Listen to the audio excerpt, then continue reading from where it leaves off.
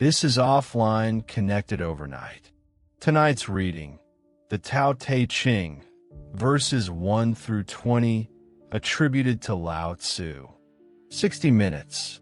Put this on while you sleep, while you drive, or while you wind down. Let your attention come and go.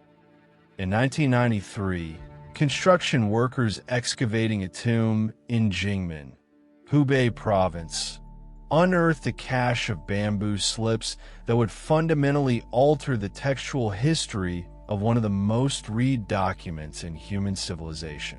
The tomb, designated Guodian Chu Tomb 1, dated to approximately 300 before Common Era, roughly the middle of the Warring States period, the era of Chinese history running from 475 to 221 before Common Era. Among the slips were 3 bundles of text that scholars identified as early versions of what is now called the Tao Te Ching. The Guodian fragments do not contain the complete text that later tradition transmitted. They represent roughly a third of it, arranged in an order that differs from the received version, and they lack certain characters that later editions insert in key passages. The find was formally introduced to the international scholarly community through proceedings edited by Sarah Allen and Crispin Williams, published in 2000 by the Institute of East Asian Studies at the University of California, Berkeley, under the title The Guodian Lao Tzu, Proceedings of the International Conference, Dartmouth College, May 1998. 20 years before the Guodian discovery, in 1973, archaeologists excavating the Han Dynasty tomb complex at Mawangdui in Changsha, Hunan Province, recovered 2 silk manuscripts of the complete Tao Te Ching. The Mawangdui texts, designated Manuscript A and Manuscript B, date to the early Han Dynasty. Manuscript A is sometime before 206 before Common Era. Manuscript B is shortly after 194 before Common Era, based on character taboo patterns that indicate specific regnal periods.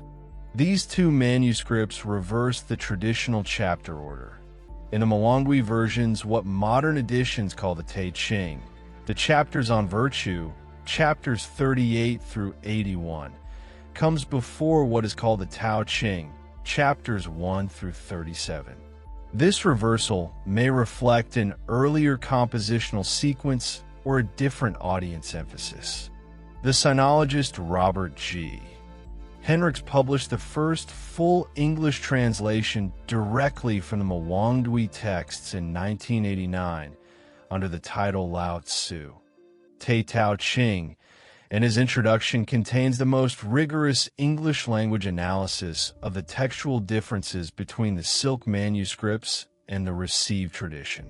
The received tradition itself descends primarily from the recension prepared by Wang Bai, a philosophical prodigy who lived from 226 to 249 Common Era and died at the age of 23. Wang Bai's commentary on the Tao Te Ching became canonical within decades of his death and shaped how virtually every subsequent reader, Chinese and later Western, encounter the text. Wang Bai read the Tao Te Ching through the lens of Xuanxue, the dark learning or mysterious learning movement of the Weijing period, which synthesized Confucian ethics with Taoist cosmology. His interpretation emphasized the ineffability of the Tao and the metaphysical priority of non-being, the term Wu, over being, the term You. The scholar Alan K.L. Chan, in his 1991 monograph, 2 Visions of the Way, a study of the Wang Pai and Ho Shang Kung commentaries on the Lao Tzu, argued that Wang Bai's reading is philosophically sophisticated but not necessarily the only valid approach to the text. The question of who wrote the Tao Te Ching is, strictly speaking, unanswerable. The historical tradition attributes it to Lao Tzu, a figure whose name means roughly old master, a designation that may be an honorific title rather than a personal name. Sima Qian, the Han Dynasty historian who compiled the Shiji, the records of the Grand Historian, around 100 before Common Era, offers three possible identifications for Lao Tzu. The most familiar is Li Er, a keeper of the archives at the Zhou court who was supposedly a contemporary of Confucius, who lived from approximately 551 to 479 before Common Era. Sima Qian records that Confucius consulted Li Er about ritual matters, and that Li Er's response left Confucius humbled. Sima Qian himself expresses uncertainty, prefacing the biography with an acknowledgement that the records are unclear and that he cannot verify the claims. Modern scholarly opinion has divided among three broad positions. The first holds that a historical Lao Tzu composed the text in the 6th century BCE. The second position, associated with the sinologist H.G. Creel in his 1970 study, What is Taoism?, and other studies in Chinese cultural history, holds that the text was composed gradually during the Warring States period by multiple hands and only later attributed to a single figure. The third position, advanced by A.C. Graham in his 1989 work Disputers of the Tao, Philosophical Argument in Ancient China, situates the bulk of the text in the 4th century BCE during the period of intense philosophical competition that produced the 100 schools of thought, the Confucians, the Mahists, the legalists, the logicians, and the various currents that later received the blanket designation Taoist. The Guadian manuscripts, coming from a tomb dated to approximately 300 before Common Era, provide a terminus ante quem. Whatever its origins, significant portions of the text existed in written form by the late 4th century BCE. The text as it stands consists of 81 chapters. The first 37 form the Tao Ching, opening with the paradoxical declaration that the Tao which can be named is not the eternal Tao. The following 44 form the Tai Ching, dealing with the concept of De, usually translated as virtue, power, or potency.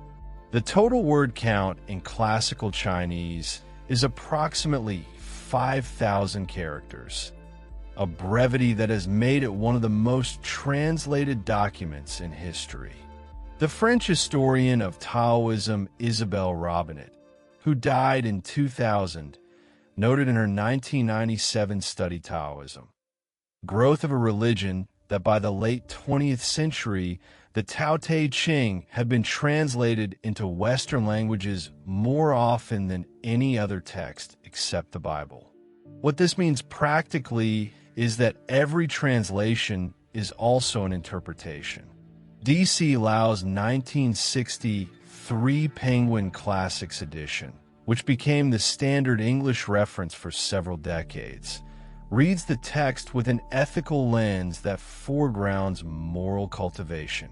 Arthur Waley's 1934 translation, titled The Way and Its Power, emphasized the text's political dimensions, reading it as a manual for the sage ruler who governs by non-interference. Roger T. Ames and David L. Hall published what they called a philosophical translation in 2003, Deodeging, making this life significant, arguing that the text articulates a process cosmology resistant to the substance metaphysics of Western philosophical categories. Each of these decisions reflects not only linguistic choices, but philosophical commitments about what kind of document the Tao Te Ching is. The text's influence within China extends beyond philosophy into religious practice, political theory, and military strategy.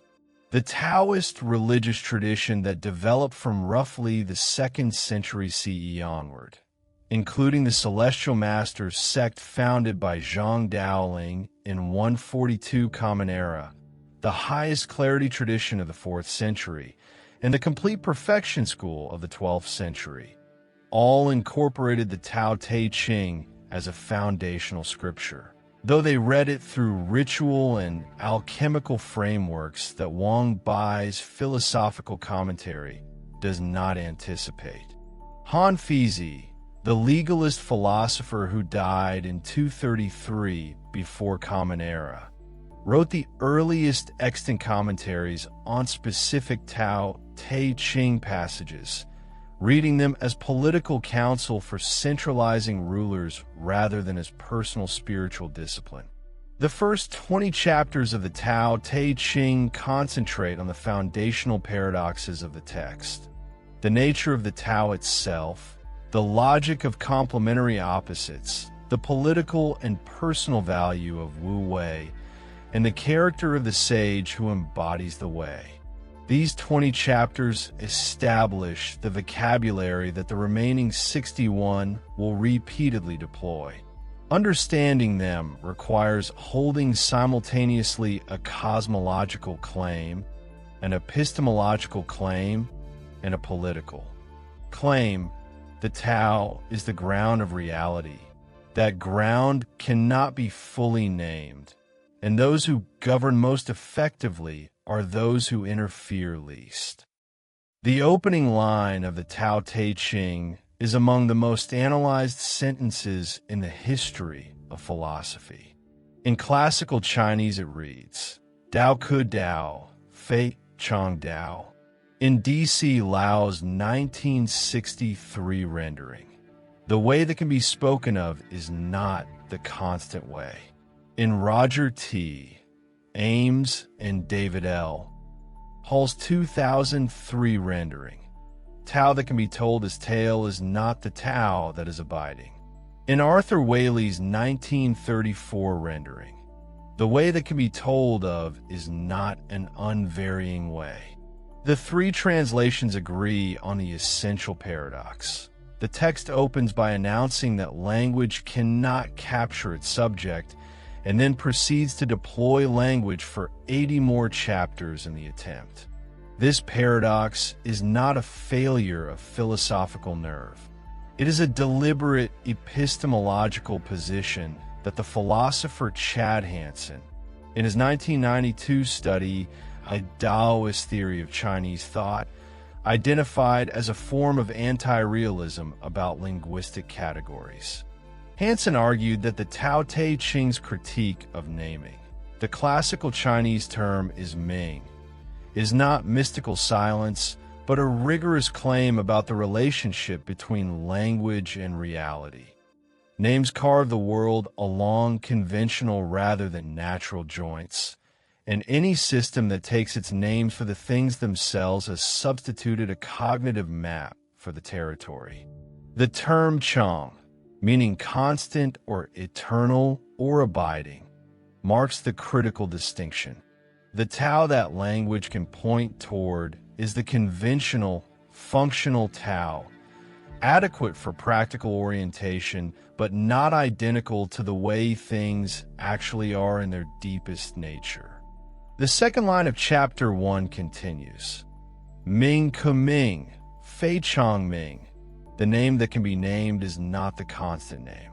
This doubling of the paradox, first about the way, then about naming itself, establishes that the epistemological limitation applies recursively. The problem is not that the Tao is ineffable as a brute fact, but that the mechanism of naming, applied to anything, produces a conventional representation rather than the thing itself. The Tao Te Ching is making a claim about language in general, using the Tao as the test case because the Tao is the most fundamental thing. Lines 3 and 4 of Chapter 1 introduce the paired terms that recur throughout the text. Wu, meaning non-being or nothingness, and yu, meaning being or existence. The nameless is the beginning of heaven and earth. The named is the mother of 10,000 things. Wuming, without name, corresponds to the generative ground before differentiation. Yuming, with name, corresponds to the world of distinct, nameable phenomena that the Tao produces. The 10,000 things, Wanwu, is the standard classical Chinese expression for the totality of differentiated phenomena, roughly equivalent to the Greek phrase tapanta. The Tao is neither Wu nor Yu exclusively, but the process that generates the distinction between them.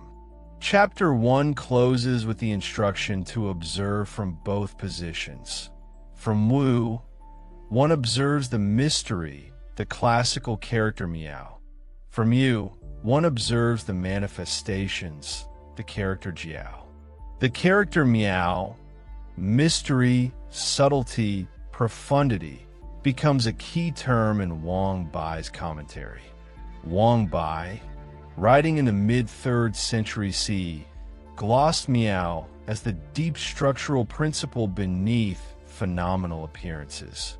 The dual observation the chapter enjoins is not a synthesis of perspectives, but a sustained capacity to move between the view from ground, undifferentiated, pre-naming, and the view from the differentiated world of forms.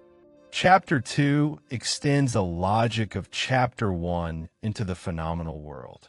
It opens, when the people of the world all know beauty is beauty, there arises the recognition of ugliness. The structure is, when X is named and positively valued, not X is simultaneously constituted and negatively valued. This is not a psychological claim about human nature, but a logical claim about the structure of naming. To name something beautiful is to implicitly create the category of the non-beautiful.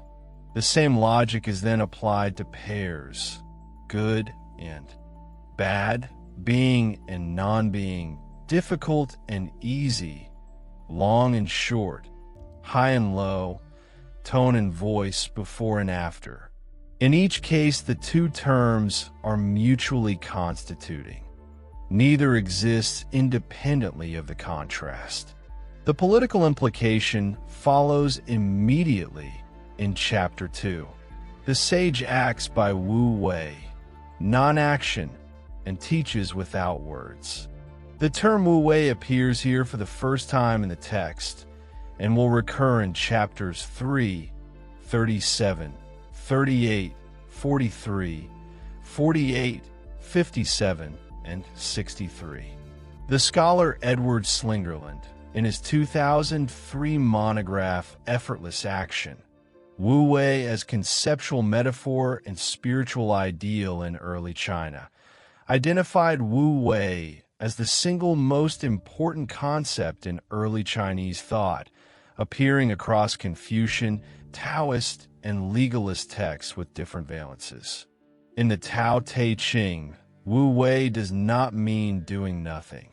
The sage in Chapter 2 acts without ado, teaches without talking, works without claiming credit. It means acting in alignment with the natural processes of the Tao, rather than imposing artificial purposes upon them. Chapter 3 turns explicitly political. Not exalting the worthy keeps the people from rivalry. The verse argues for a social order in which goods of status, the exaltation of the worthy, the display of rare objects, the valuation of scarce things, are withdrawn from circulation. The sage ruler empties the minds of the people of conventional desires and fills their bellies, weakens their ambitions, and strengthens their bones. The phrase in classical Chinese is ruo Qi Ji, Chang Qi Gu, weaken their wills, strengthen their bones. This phrase became a point of considerable interpretive controversy. Confucian readers found it anti-educational and politically authoritarian. Taoist readers found in it a recommendation for simplicity of desire rather than intellectual suppression. Han Fizi, writing approximately in the 3rd century BCE, read it as practical statecraft for preventing faction and discontent. Chapter 4 presents the Tao as a vessel, the character zhong, that cannot be filled, emptied, it serves perpetually. This image of the empty vessel recurs in Chapter 11, where emptiness is explicitly identified as the operative principle. In Chapter 4, the Tao is described as blunting sharpness, untying tangles, softening glare, joining the dust, a set of operations that the later commentary tradition associated with the Tao's self-concealing action in the world. The phrase He Guang Tong Chun, harmonizing the light, joining the dust, became a classical allusion across Chinese literature for the sage who does not separate himself from the common world. Chapter 4 ends with a question without answer. I do not know whose son it is. It seems to have been before God. The word for God here is Di, the high deity of the Shang dynasty religious system who preceded the concept of heaven, Tian, in historical development. The claim that the Tao precedes Di is not atheism in any Western sense, but a cosmological ranking. The impersonal, generative process of the way is more fundamental than the personal, willing deity of the ancestral cult. The sinologist Michael Poot, in his 2002 study To Become a God, Cosmology, Sacrifice, and Self-Divinization in Early China, analyzed this repositioning as a key move in the Warring States' philosophical project of naturalizing the cosmos, removing divine agency and substituting generative process. Chapter 5 is among the most frequently misread passages in the text. Heaven and earth are not benevolent. They treat the 10,000 things as straw dogs. The sage is not benevolent. He treats the people as straw dogs. The term run, translated here as benevolent, is the central virtue of Confucian ethics, the human capacity for sympathetic concern that Confucius described as the foundation of moral life. The image of the straw dog, the classical term chagu, is crucial. Straw dogs were ritual objects used in sacrificial ceremonies in Zhou dynasty practice, treated with great reverence before the ceremony and discarded without ceremony after. The point is not that heaven and earth are cruel, but that they do not play favorites. Everything receives what it receives according to its nature, not according to a cosmic preferential care. D.C. Lao noted in his 1963 commentary that this is precisely the impartiality that makes the Tao reliable as a cosmological ground.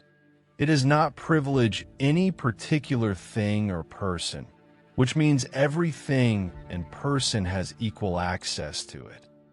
Chapter 6 introduces one of the text's most striking images, the valley spirit, Gushen, that never dies. The chapter is brief, 6 lines in most received texts, but the image it deploys became one of the most generative in subsequent Taoist tradition. The valley is hollow, receptive, and persistent. Unlike the mountain that offers resistance and weathers down, the valley persists by yielding.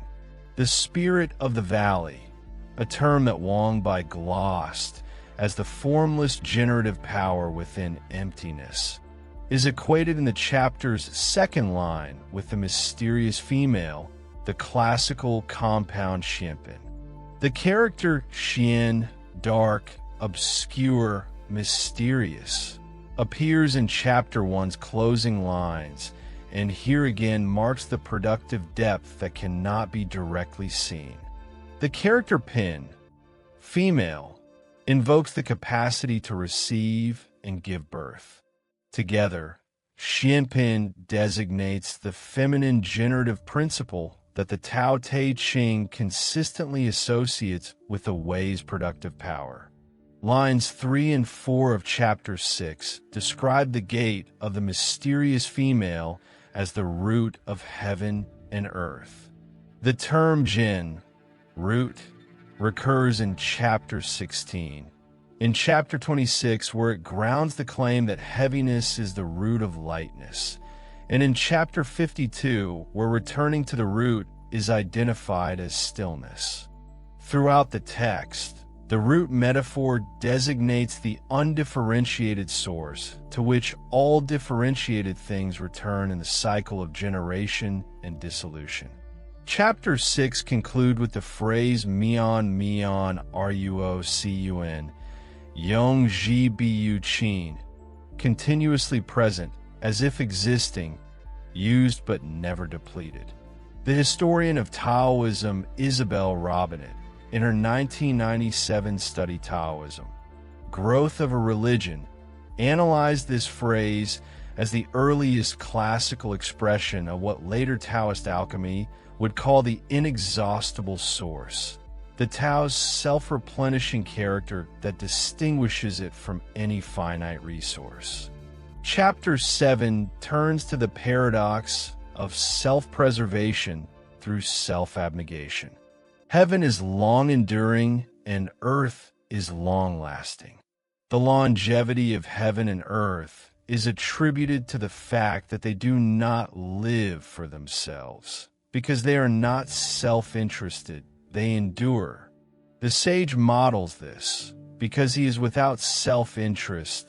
The term SI in classical Chinese, his self, is preserved. The term SI, private interest, self-centeredness, becomes a consistent target across the text. In Chapter 19, the text will recommend abandoning profit. In Chapter 44, it will ask which matters more, reputation or life. The consistent argument is that the strategies humans conventionally use to secure their interests, accumulation, self-assertion, competitive striving, produce exactly the opposite of security. Chapter 8 is the chapter of water. Highest good is like water. In classical Chinese, Shan Shan Ruo Shui. This verse became one of the most cited passages from the text in subsequent Chinese literary and philosophical culture. The water image condensing the text's entire argument about yielding, positioning, and efficacy. Water benefits all things without contending, the term bouging. It dwells in places that people disdain. The list of water-like qualities that follow: benefiting at the right time, maintaining stillness at the right level, speaking with sincerity, governing without striving, managing affairs with competence, acting at the right moment, is not a virtue list in the Confucian sense, but a description of a certain kind of responsiveness to situation. The phrase bouging, not contending, not striving, appears here and will recur in chapters 22, 66, 68, 73, and 81 as a recurring signature of the Tao's characteristic movement.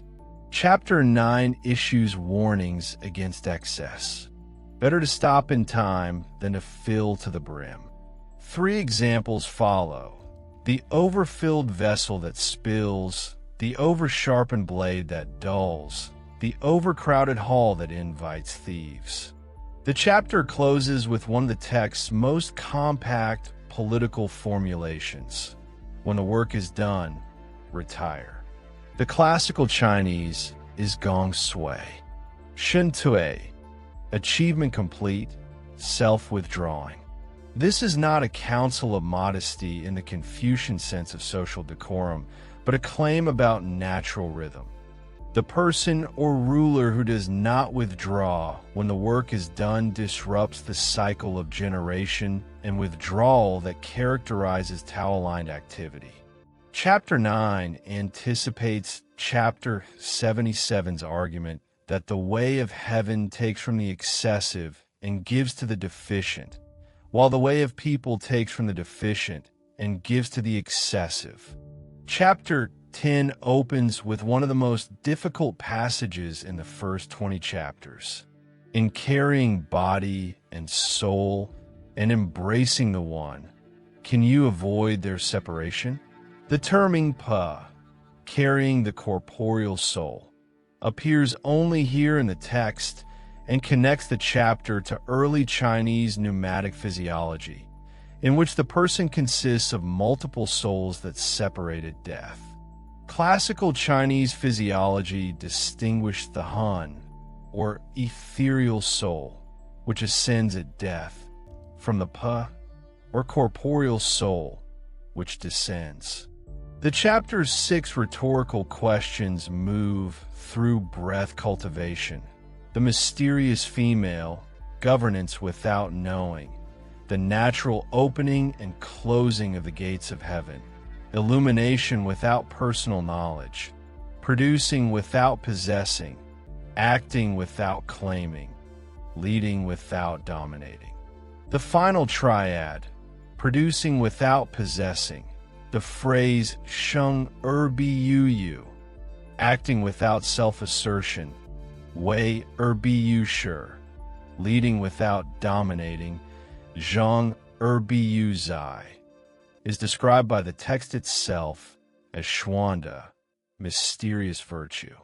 The sinologist Paul Golden, in his 2011 essay, What is Virtue in the Tao Te Ching, published in the journal Philosophy East and West, argued that Xuanda in this passage designates not an ethical quality in the Western sense, but a cosmological power, the capacity of the Tao to produce and sustain the world without arrogating the world to itself. Chapter 11 is the chapter of useful emptiness, and it contains the text's most direct philosophical argument about the role of Wu, non-being or emptiness, in the structure of useful things. 3 examples proceed in sequence. 30 spokes converge on a single hub. It is the empty center that makes the wheel useful. Clay is shaped into a vessel. It is the empty interior that makes the vessel useful. Walls are cut with windows and doors. It is the openings, the empty spaces, that make the room useful. The conclusion: benefit comes from what is there, usefulness from what is not there. The classical Chinese distinction is yu ji yi wei li, wu ji yi wei yong.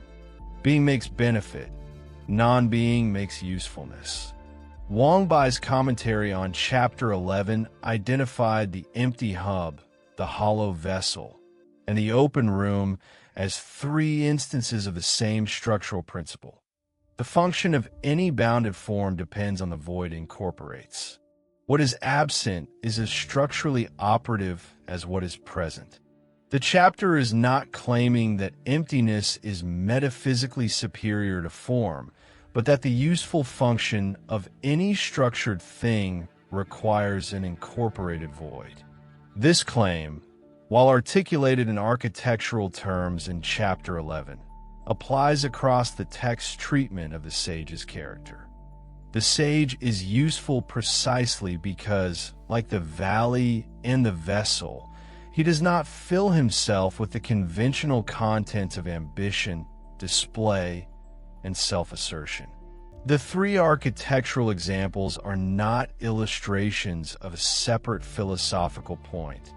They are statements of it, in a form that makes the structural relationship undeniable. Chapter 12 lists 5 categories of sensory excess that harm the human being. The 5 colors blind the eyes. The 5 tones deafen the ears. The 5 flavors dull the palate. Racing and hunting madden the mind. Rare goods impede right conduct. The 5-fold structure mirrors the 5-fold categories of classical Chinese correlative cosmology. 5 phases, 5 flavors, 5 tones, 5 colors, but inverts their conventional positive valence. Where the classical cosmological system treats fiveness as a sign of completeness and proper order, Chapter 12 treats the same categories as markers of excess that damage the faculties they were supposed to exercise. The sage ruler, the chapter concludes, acts for the belly, the character fu, not the eyes, the character mu. The distinction between belly and eyes maps onto the text's consistent preference for depth over surface, sufficiency over display, grounded need over stimulated appetite. Chapter 13 addresses the paradox of honor and disgrace. Accept disgrace as welcome. Value great trouble as you value your own body. The verse's argument proceeds through a sequence of unexpected reversals. Honor and disgrace are both external impositions on the self. Both are received from outside, and both disturb the self's equilibrium.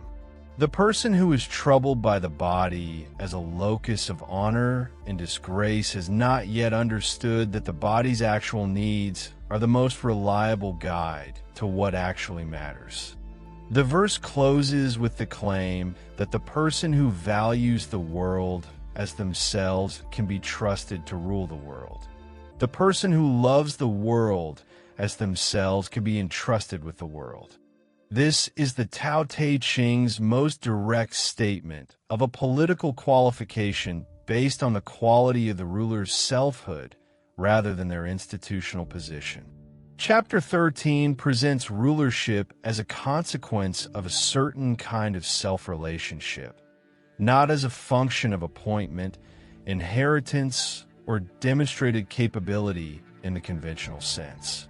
Chapter 14 undertakes the most sustained phenomenological description of the Tao in the first 20 chapters. Look at it. You cannot see it. It is called the invisible, the classical character E. Listen to it. You cannot hear it. It is called the inaudible, the character 11. Grasp at it. You cannot get it. It is called the intangible, the character way. The 3 terms, E, 11, way, appear to be phonetic descriptions rather than semantic ones. The scholar Michael Laffard, in his 1992 study The Tao of the Tao Te Ching, argued that they are archaic or technical terms whose specific meanings had already been partially lost by the time of the Wangbai commentary. Together, the 3 terms designate the triadic structure of perceptual inaccessibility. The Tao cannot be seen, heard, or grasped. Yet the chapter continues. These 3 cannot be further interrogated, and they blend into one. Hun Wei E, blended and become one. The Tao is not invisible in the way a very small object is invisible or a very quiet sound is inaudible. It is not hidden by scale, but by ontological category. It is not a thing among things. It is the condition for there being things at all.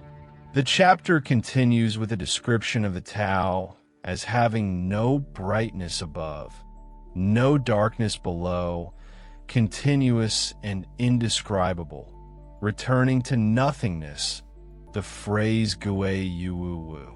This is called the formless form, the image of no image, Wu Wu Ji Xiang. The philosopher Francois Jullien, in his 2004 study A Treatise on Efficacy, between Western and Chinese thinking, argued that Chapter 14 is not describing mystical experience, but articulating a theory of how the Tao operates in a way that produces effects without presenting a surface that can be grasped or opposed. Julian's analysis placed the chapter within a specifically Chinese framework of strategic thought in which the greatest efficacy belongs to what does not present a face, what operates through the configuration of conditions rather than through direct impact. Chapter 15 offers what the text itself calls a description of the ancient masters of the way, those practiced in it before the text was composed. The description is entirely in terms of physical metaphors for qualities of being. Hesitant as crossing a stream in winter, watchful as though surrounded by danger, courteous as guests, yielding as ice on the point of melting, simple as an uncut log, open as a valley, muddy as murky water.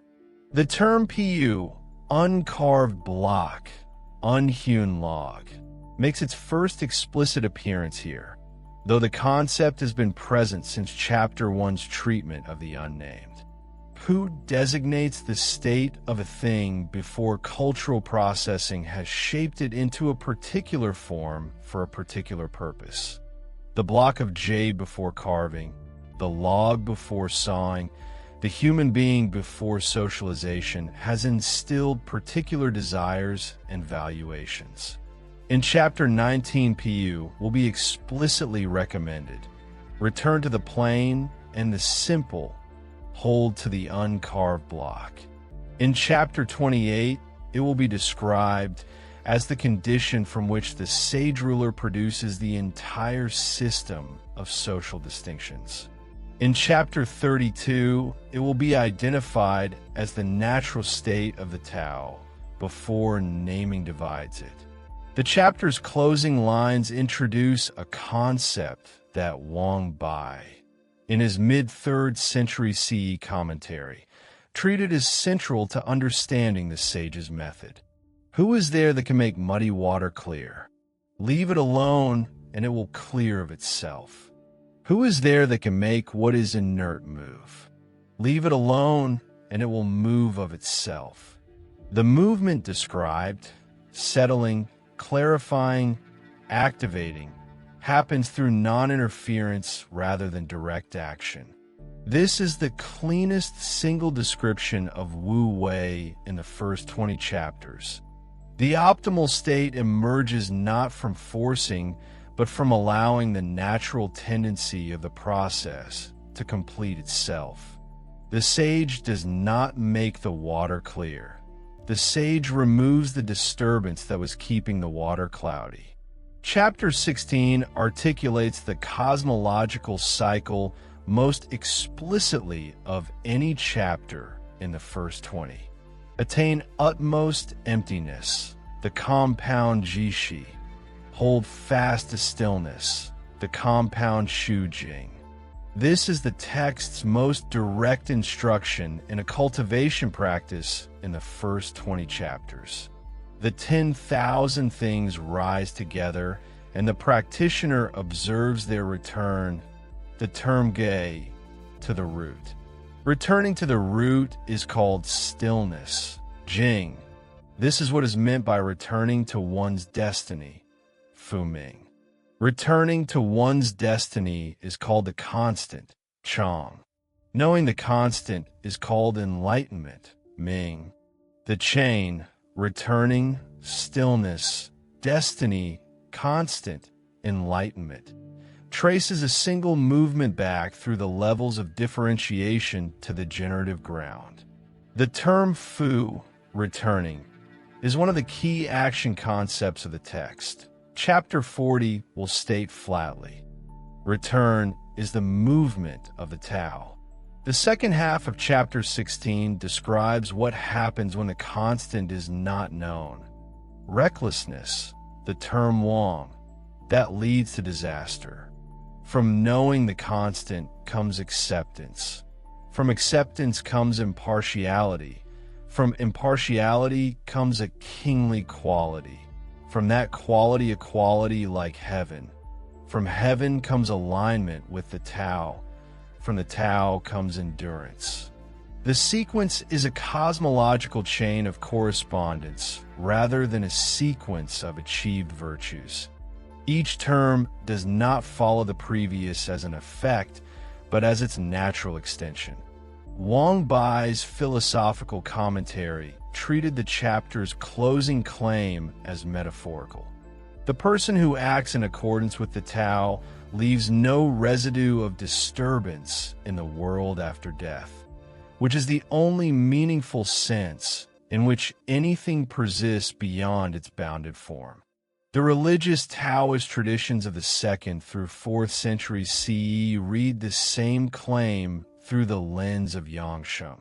The practices of nourishing life and cultivating physical longevity that characterize the Celestial Master's tradition and its successors.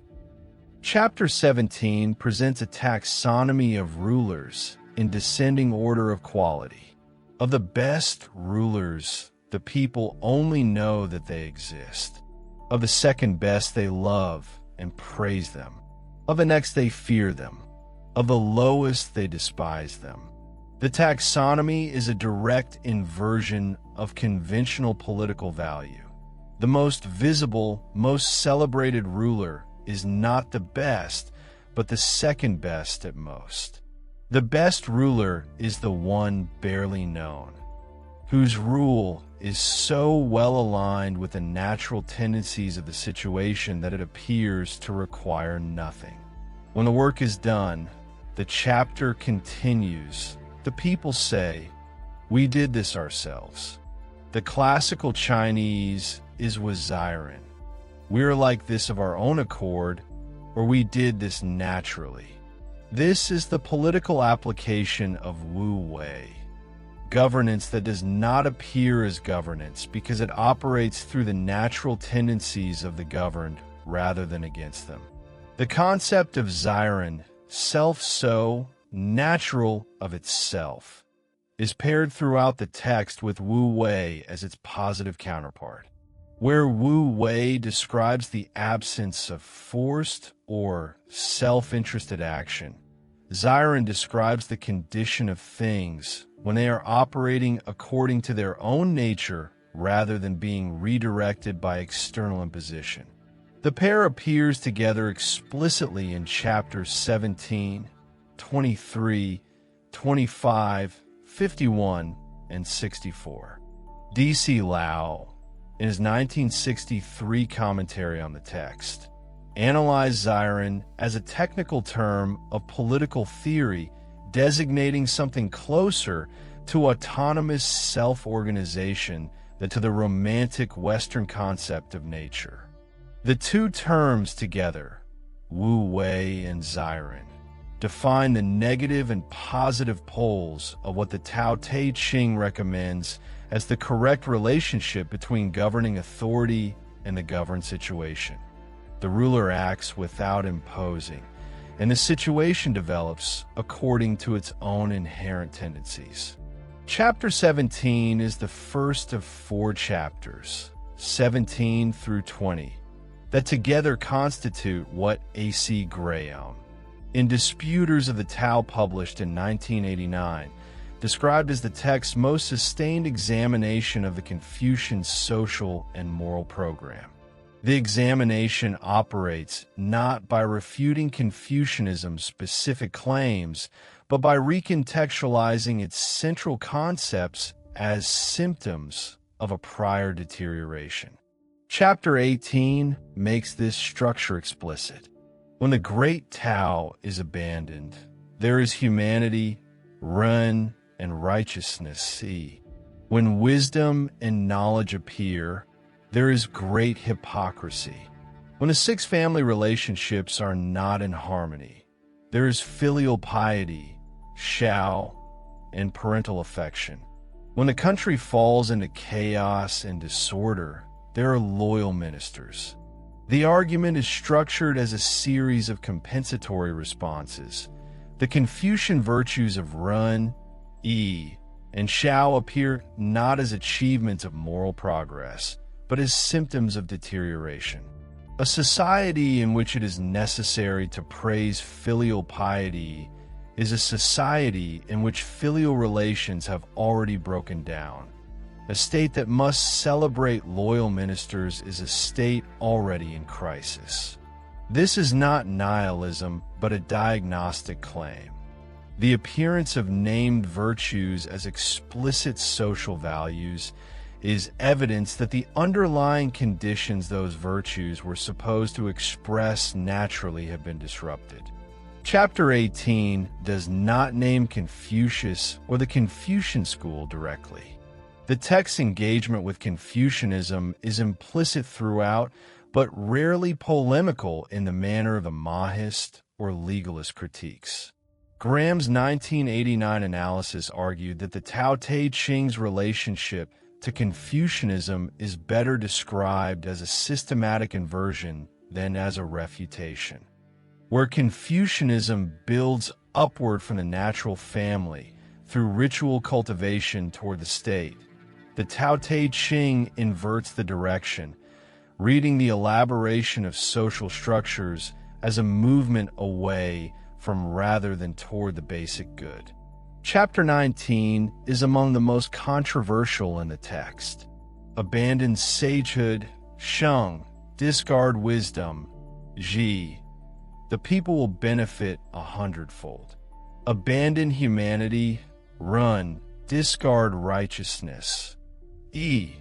The people will return to filial piety and parental love. Abandon skill, discard profit. There will be no more thieves and robbers. The Mwangdui manuscripts, discovered in 1973, differ from the received Wang by text in chapter 19's first couplet, where Wang by has abandoned sagehood, discard wisdom. The Mwangdui manuscripts have abandoned false sagehood, discard false knowledge. The word wei, false, artificial, contrived, changes the chapter's apparent target. The received text seems to call for the abolition of wisdom as such. The Mwangdui version calls for the abolition of the pretense of wisdom. Robert G. Henricks, in his 1989 translation from the Mwangdui texts, argued that the Mwangdui reading is probably closer to the original intention, since the text argument elsewhere is not against knowledge in itself, but against the performative display of knowledge as a social currency. Chapter 19 closes with the instruction, make the people hold to what is given them. See the plain Su. Hold the uncarved block, Pu. Diminish selfishness, Sai. Curb desires, U. The four operations, plainness, unhewn simplicity, reduced self-interest, moderated desire, do not constitute a self-cultivation program in the Confucian sense of adding virtues through deliberate practice. They describe the condition of a person who has stopped adding. The Confucian project of moral education adds. It instills virtues, builds character through deliberate cultivation, adds layer after layer of ritual appropriateness. The Tao Te Ching's prescription subtracts. Remove the pretense, the display, the acquired desire, the added complexity, and what remains is the person as they are before elaboration. Chapter 20 opens with a departure that is unusual in a text that otherwise avoids any first-person speaker. Abandon learning, and there is no sorrow. Yes and nay. How much do they differ? Good and evil. How much do they differ? These opening lines continue the argument of Chapter 19 against the conventional categories of education and virtue. But then the chapter shifts register. The multitude are merry, as if feasting on a day of sacrifice, or like spring visitors to the terraces. I alone am still and give no sign, like an infant that has not yet smiled. The speaker, identified only as I, the classical Chinese describes themselves as uncertain, the character QO, without the clarity that the crowd possesses. The multitude all have more than enough. I alone seem to be in want. This passage generated extensive commentary in both the Chinese and Western traditions. Wang Bai read it as the sage's perspective. The sage appears confused and lacking because they have not filled themselves with conventional learning and conventional desire. D.C. Lao, in his 1963 commentary, noted that the chapter is unusual in its apparent expression of alienation and isolation, its speaker inhabiting a position of apparent deficiency relative to every social norm. The speaker continues, "Mine is the mind of a fool. How blank. Vulgar people are clear. I alone am drowsy. Vulgar people are sharp. I alone am dull." The series of self-descriptions all involve a kind of deficiency in the conventional currencies of social intelligence: clarity, sharpness, certainty, accumulation. Every quality that the surrounding society counts as valuable: brightness, keenness, purposefulness, confidence, appears in the speaker's self-description as its absence. The inversion is precise and deliberate. The qualities that conventional social life cultivates and rewards are exactly the qualities that the Tao Te Ching, in these first 20 chapters, has been arguing against. The clarity that names rather than observes, the sharpness that contends rather than yields, the certainty that fills rather than empties. Chapter 20 closes with the speaker's identification of a source. I alone am different from all others. I prize the nourishment from the mother, the phrase Shermu. The mother here echoes the Xianpin, the mysterious female of Chapter 6, and the mother of Chapter 1, where the named was described as the mother of 10,000 things. Whatever the multitude feeds on, conventional knowledge, social recognition, accumulated learning, the speaker draws sustenance from the generative source rather than from the products of the source. The chapter closes the circle that Chapter 1 opened. In the beginning, the nameless was the ground of heaven and earth.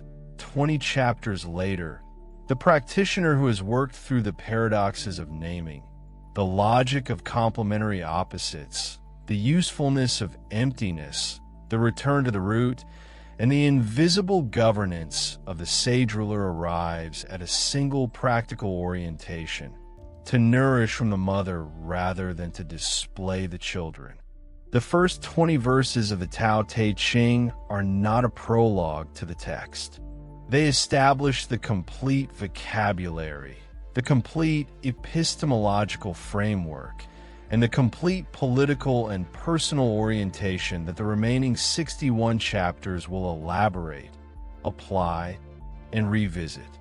The Guadian manuscripts of approximately 300 before Common Era, the Mwangwi silk manuscript from before 206 before Common Era, Wang Bai's recension of the mid-3rd century CE, the translations by Arthur Whaley in 1934, D.C. Lao in 1963, Robert G. Henricks in 1989, and Roger T. Ames and David L. Hall in 2003. Each was produced in response to a specific historical need and a specific reader. Yet each was responding to the same fundamental moves: the Tao that exceeds naming, the complementarity of opposites, the usefulness of emptiness, the return to the root, the governance that does not appear as governance, and a nourishment that comes from depth rather than surface. These are not metaphors for a teaching that could be stated more directly. They're the teaching itself in the only form available to it.